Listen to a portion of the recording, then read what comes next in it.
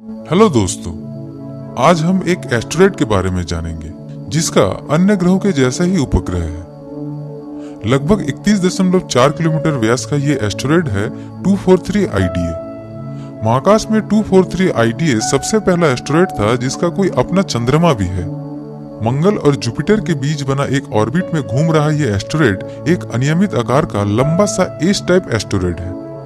इसे पहली बार 29 सितंबर 1884 में एक ऑस्ट्रियन खगोलविद जोहान परिसा के द्वारा खोज किया गया था। दोस्तों, इस अनोखे एस्टेरॉयड के आकार, इसमें बने गड्ढे और इसके चारों ओर घूम रहा उपग्रह के बारे में कुछ और भी बातें हैं जिनको सुनने के बाद सच में आप बहुत कुछ जान पाओगे। तो चलिए शुरू करते हैं 243 आईडीए का ये सफर।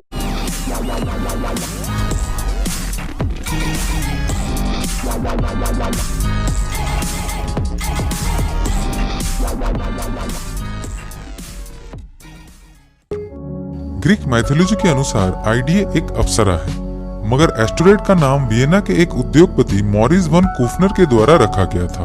विख्यात खगोलविद जोहान परिसा जब वियना ऑब्जर्वेटरी में महाकाश में अध्ययन कर रहे थे, तब उन्होंने वहां पे रहते वक्त 1874 से 1923 तक 122 एस्टेरॉयडों को खोज पाए थे और उनमें से ही एक है आईडीए। 243 आईडीए मंगल और जुपिटर के बीच में घूम रहे बड़े बड़े एस्टेरॉयड से बने कई क्षुद्र परिवारों में से एक परिवार का हिस्सा है जिसे कोरोनिस फैमिली बोला जाता है। आज हम आईडीए के बारे में जितना विस्तार से जानते हैं, उसके पीछे अगर किसी चीज का सबसे बड़ा योगदान रहा है तो वो है गैलीलियो स्पेसक्राफ्ट। 18 अक्टूबर 1989 में स्पेस शटल अटलांटिस के द्वारा गैलीलियो को महाकाश में भेजा गया। 1993 में गैलीलियो स्पेसक्राफ्ट जब जुपिटर के ओर जा रहा था, तब उसके कैमरे में आईडीए और उसके चारों ओर घूम रहे डैक्टिल का पता लगा। एक एस्टेरॉयड का भी चंद्रमा हो सकता है, ये पहली बार खगोलविदों को मालूम चला। हालांकि गैलीलियो ने डैक्टिल से 10,870 किलोमीटर दूर रहते ही 1993 में इमेजेस ली, लेकिन गैलीलियो के द्वारा भेजे गए तस्वीरों को ध्यान से देखने के बाद 17 फरवरी 1994 को गैलीलियो मिशन से जुड़े एक सदस्य एन हार्च ने डैक्टिल का प्रमाण दिया। दोस्तों, 243 आईडीए एक अनियमित आकार का एस्टेरॉयड है जिसका लंबाई अपने चौड़ाई से लगभग 2.35 गुना ज्यादा है। इसके सतह के ऊपर ज्यादातर धूल, बड़े बड़े चट्टान या फिर पत्थरों के टुकड़ों से भरा है और इसका सतह कुछ सिलिकेट मिनरल्स जैसे कि ओलिवाइन एवं पायरोक्सिन से बना है। 50 से 100 मीटर तक मोटाई वाले बड़े बड़े चट्टानों के टुकड़े होने के कारण 243 आईडीए का सतह समान नहीं होता, बल्कि अनेक खाई और गड्ढे से भरे पड़े हैं। इन गड्ढों में से कुछ गड्ढों का नाम भी दिया गया है, जैसे कि आजुरा और छोउकोउतियन। एक एस टाइप वाला एस्टेरॉयड आईडीए का द्रव्यमान 3.65 एवं 4.99 इंटू 10⁻16 किलोग्राम के बीच रहता है। 243 आईडीए का सतह का तापमात्रा आपको जमा देने के लिए काफी है, क्योंकि एस्टेरॉयड के सतह में टेम्परेचर -73 डिग्री सेल्सियस है। आईडीए के अद्भुत आकार के कारण इसे देखकर दो अलग हिस्सों को जोड़कर बना गया है लगता है।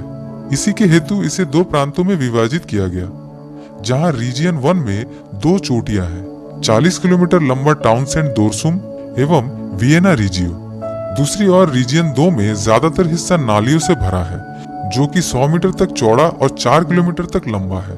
हमारे पृथ्वी को अपने एक्सिस में एक चक्कर घूमने में करीब 24 घंटे का समय लगता है, लेकिन आईडीए को सिर्फ 4.63 घंटा समय लगता है। मगर आईडीए सूरज से एवरेज 2.862 AU दूरी में रहकर चक्कर लगाता है, जबकि सूरज का एक चक्कर लगाने में उसे 4.84089 साल का समय लगता है। मगर आईडीए का चंद्रमा डैक्टिल आईडीए के परिक्रमा पथ के उल्टा और घूमता है, जहां डैक्टिल को आईडीए का एक चक्कर लगाने में 20 घंटे का समय लगता है। डैक्टिल आईडीए के तरफ 8 डिग्री झुकाव के साथ और मिनिमम 65 किलोमीटर दूरी बनाए रख के आईडीए का 10 मीटर पर सेकंड के हिसाब से चक्कर लगाता है। कोरोनिस परिवार के दो बड़े टुकड़ों के बीच आपस में टकराव के कारण आईडीए और डैक्टिल का उत्पन्न हुआ है तथा दोनों का तापमान भी समान है। मगर मजे की बात आईडीए के मध्याकर्षण बल में छुपा हुआ है। असल में आईडीए का ग्रेविटेशनल फोर्स बहुत ही कम है।